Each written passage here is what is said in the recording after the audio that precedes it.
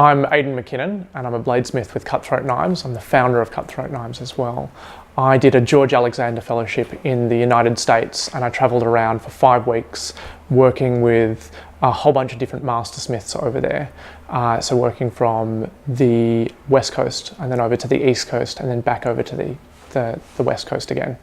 It was so early on in this career that I've chosen, and I was still finding my feet, and to have that kind of support thrown behind me blew me away. I knew that I wanted that flexibility as well when I was there, so I was there for 5 weeks and I left a good 10 days that I could move around with, and I was fortunate that I'd left that because when I was there I ran into a bladesmith that I'd been meaning to get in contact with, and I was able to spend 2 days with him.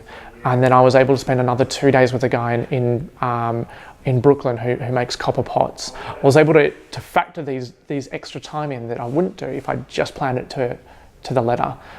It gave me a flexibility to go, look, this is not working out with this person. I don't need to spend another day with them. I'm going to move on, or I'm going to do something different with somebody else. My fellowship journey was focused on advanced bladesmithing skills. And that is a little bit of a nebulous concept. It's a little bit about understanding of how metals react with each other. It's a little bit about understanding the geometry of blades. A big part of it is really, as you start getting down this level, it's just metallurgy. You're trying to understand metallurgy to a very high level. And the rest is kind of the fluff around that. So getting that. And then finally, it's also understanding how to interact and how to engage with the machinery that you have in your space to the highest level.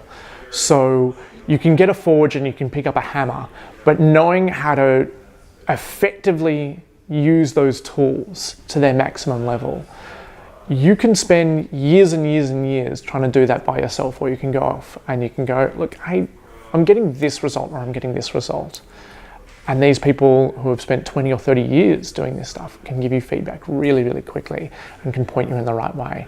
Two big highlights. One was working with Cashen, who's an expert metallurgist in terms of knife making.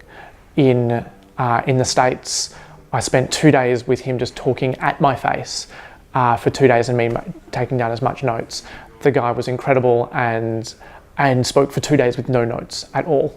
All off the top of his head, was completely and effortlessly comfortable with his knowledge. And I was really happy that I was able to continue that conversation with him and help to bring him out to Australia as part of the Bladesmithing Symposium this year in 2018, because he's such a fantastic communicator. The other highlight was actually spending time with a guy who makes copper pots, and his knowledge was just so different from my own, but very, very complementary at the same time. So being able to sit down and go and take my knowledge of steel and then applying it and going, okay, let's think about how this applies to copper was really, really interesting, and getting some kind of feedback about that element of metalworking was really, really great. Yeah, there are a number of challenges with being over there. Again, because it's not a holiday, you're not going to places where you engage with people. I was going to some really remote parts of America where you'd be lucky if there was a bar in that town to go and have a drink at the end of the night.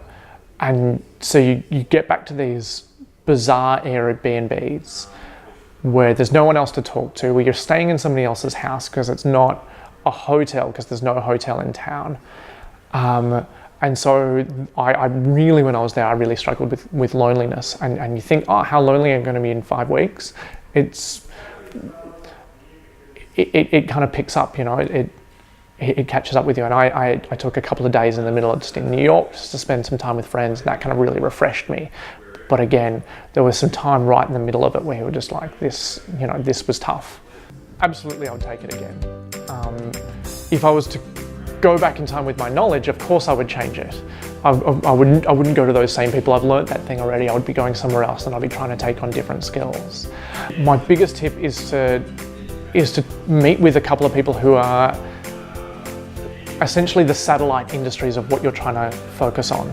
So if you're if you're looking at architecture in Italy, maybe tack on some meetings with some people who sit slightly to the periphery of that. If you're looking at farmers markets in America, maybe meet with some of the chefs who buy from those farmers markets as well, not just the people who run those farmers markets. Because I learnt the most from people who were just sitting just on the edge of what I was doing. And I wish I'd met with a couple more of them. Because it might not help in terms of writing the report side of it, but it's going to give you so much more outside of that report that you then get to apply going forward.